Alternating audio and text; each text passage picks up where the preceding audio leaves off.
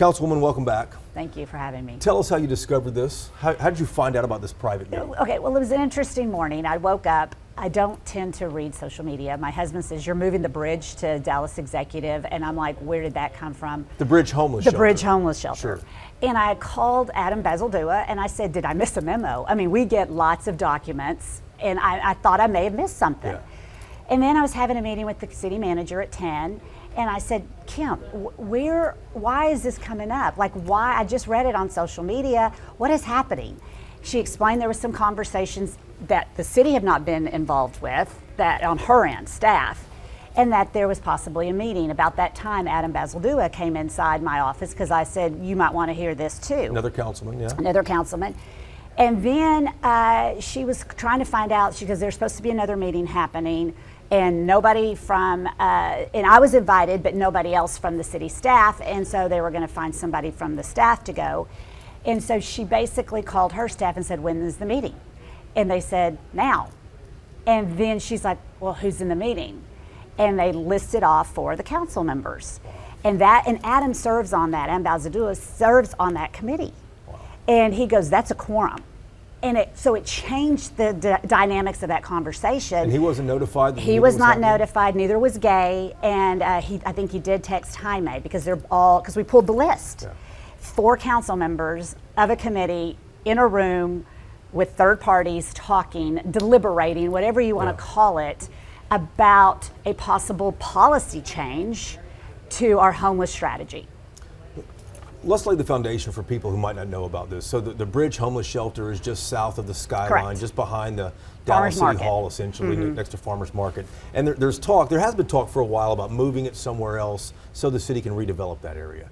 So, do you realize, Jason, that opened in the late 2000s when there was nothing there? Oh, there was absolutely nothing Mike Rawlings was the fundraiser for it. Really? Yes, he was the homeless czar under Laura Miller. And I remember, because that's how I met Mike. Okay. And then went to work for him. And then I went to work for him. But I was working for Tom Leppert. So that was put there because there was nothing else there.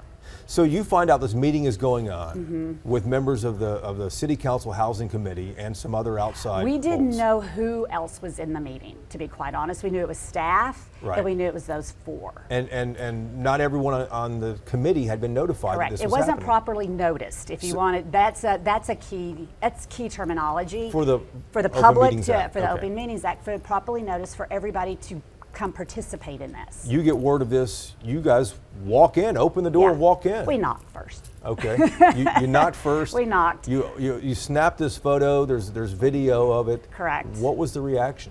The reaction was, there's not a quorum here. And Adam explained, well, you're the chair. Councilman Bazaldua. Yeah. You're the chair, that's the vice chair, and here are 2 other committee members.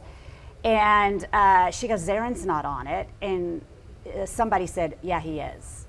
And then that's when the tone changed, because it was like, yeah, there's a possibility this could be a quorum.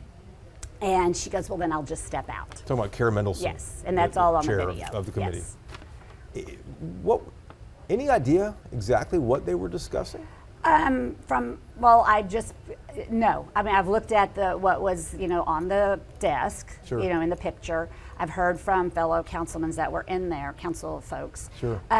They were talking about the Haven for Hope, which I have visited twice, and in San Antonio. And so you can always go down there and take a tour. It's a pretty interesting concept. And then staff said that it was about the bridge possibly moving over to the executive airport in order to create a Haven for Hope model. Which is farther south.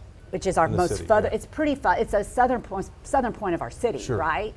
And, and there's always been discussions of taking the homeless services out of downtown, and everybody comes back to it needs to be close to hospitals, jails, the providers. And so I'm not saying that this conversation about how we give services shouldn't be had, but it shouldn't be had in the way it was being had. Is there any chance this was an innocent slip up, that several people got together for a meeting and then it just turned into a bigger deal than it was? I mean, Jason, it could be, but I've been told since I've been at City Hall, you've always got to be counting. whether it's 8 to get something through, 9 of a quorum of a council, know your committees and know how many people are on it and know who make a quorum. I've been told that since 2007. And so to say it's an innocent slip up, okay, then, then maybe they should learn to count. You still, though, you reached out to the district attorney's office. I did. Because you think there's a violation of the Open Meetings Act, I the did. state law. What did the DA say? Have you heard back yet? The DA said that he needs an investigatory group, so he was going to reach out to our IG. I did call our ethics chair and the IG. The IG said it's really not under my jurisdiction. This is the city inspector general. Yes, sir. And so it's not under my jurisdiction. And so I just said, well, whose is it? And he said, well, try the city attorney. I went to the city attorney. They said it could possibly be, but it's not under ours either to investigate. So I went to the DA. And the DA has said it's not, he doesn't investigate, he prosecutes. So he is going to look for somebody, either go back to our IG or another enforcement agency to look into it. If it's an innocent mishap, so be it. But what needs to happen is people need to realize that we have laws in place and we need to follow them. It's basic respect for our public to understand what we're discussing and to have an opportunity to participate in that. And that's all we're asking. Is the DA's office going to launch an investigation, or is it going to ask someone else to launch an investigation? He went to go talk back to his civil group, and they do not investigate. They will have to find somebody to look into it. Who would do that? Any idea, though? He said a law enforcement agency other than DPD, because obviously it's kind of sure, conflict there. Yeah, and so he says that he would talk to his folks. We'll see what happens. Violating the Open Meetings Act is punishable by a $2,000 fine, up to a $2,000 fine, up to 6 months in jail. What do you think should happen to your colleagues who are in there? I just think people need to be aware of these laws and follow them. That's it. Like I said, since 2007, I have been under count. You've always got to be counting. But the Open Meetings Act is a pretty basic thing you learn out of the gate, don't you? I did. And so I remember we would sit, if we were like even at a conference, and we would count who's on what committee. I mean, so that way we were never, ever even accused of it or even thought of it. And so I don't want any harm to come to my colleagues. But the public, if you've noticed, the public has they've lost trust in their elected officials. And it's time that we gain that back. And if I don't police it, then who does? I'm on the body. And if I don't say this is not right, then who is going to? And that's all I'm asking. And to make sure I'm clear, you haven't nailed down exactly what was under discussion in that closed door I've not meeting? done any investigating. Okay. I just know 4 people were in a room talking about homeless initiatives. Okay. And if you look on Mayor Johnson's directives when he did his council, Yeah. that is a policy directive. Wow. To, it gives services to our homeless. Let's switch gears and talk about something else that I've noticed in the city. Sales tax collections are down $12 million. Now, some people say, well, we have a shaky economy right now, but when you're counting every penny to make sure the Makes you budget, nervous. Does it make you nervous? Yeah. How big of a deal is $12 million in this massive budget you have? So I was talking to our city manager, and we're already $27 million going into next year in the hole, because we've got more bills coming in, right? Every year we increase our payments to staff, to DPD and DFR, to our pension fund, Sure. and so we're in the hole. But a $5.2 billion budget, I mean, $27 million You almost. have to remember, it's like $2 billion of that is really general fund. Okay. And 2/3 of that goes to our public safety. Sure. So we really don't have, it's a lot of prescriptive dollars. And so, we got Proposition U that we must fulfill. So it's gonna, 12 million is I've noticed it too. And we got a little bump, I think, when school started.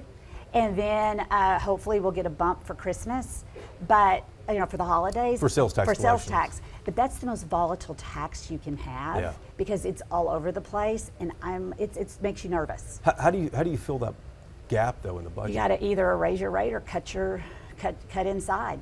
Do you think this will lead to any budget cuts at all if this continues? I think it will lead to discussing it.